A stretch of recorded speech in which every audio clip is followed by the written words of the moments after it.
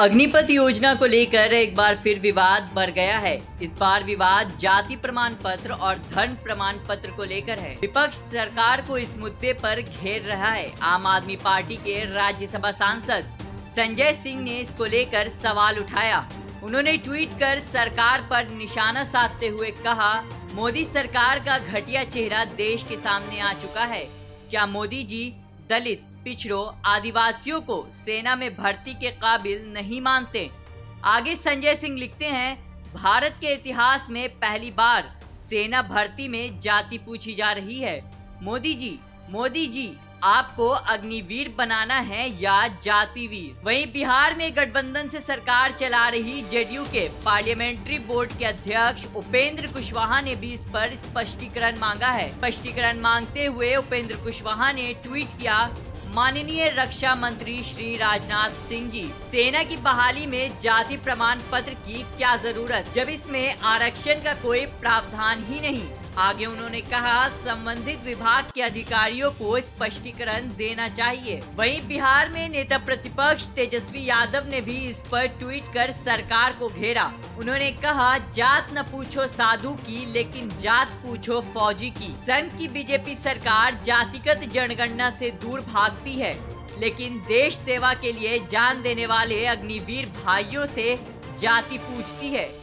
आगे तेजस्वी कहते हैं, ये जाति इसलिए पूछ रहे हैं क्योंकि देश का सबसे बड़ा जातिवादी संगठन आरएसएस बाद में जाति के आधार पर अग्निवीरों की छटनी करेगा। अग्निपथ पर आगे बोलते हुए तेजस्वी ने कहा, आजादी के बाद 75 वर्ष तक सेना में ठेके पर अग्निपथ व्यवस्था लागू नहीं थी। आगे उन्होंने कहा, सेना में भर्ती होने के बाद 75% सैनिकों की छटनी नहीं होती थी, लेकिन संघ की कट्टर जातिवादी सरकार अब जाति धर्म देखकर 75% सैनिकों की छटनी करेगी। सेना में जब आरक्षण है ही नहीं तो जाति प्रमाण पत्र की क्या जरूरत? संजय सिंह के ट्वीट पर जवाब देते हुए भाजपा आईटी सेल के प्रमुख अमित मालविया ने कहा, 2013 में भारतीय सेना की ओर से सुप्रीम कोर्ट में एक हलफनामा देकर यह स्पष्ट किया गया था कि उसकी ओर से जाति, धर्म और क्षेत्र के आधार पर कोई भर्ती नहीं की जाती। अमित मालविया ने आगे कहा कि सेना ने यह भी जानकारी दी थी कि किसी भी रेजिमेंट में किसी एक क्षेत्र के अधिक लोगों की रखना प्रशासनिक सहूलियत और काम की जरूरत की वजह से किया जाता है। वहीं रक्षा मंत्री राजनाथ सिंह ने समाचार एजेंसी एएनआई से बातचीत करते हुए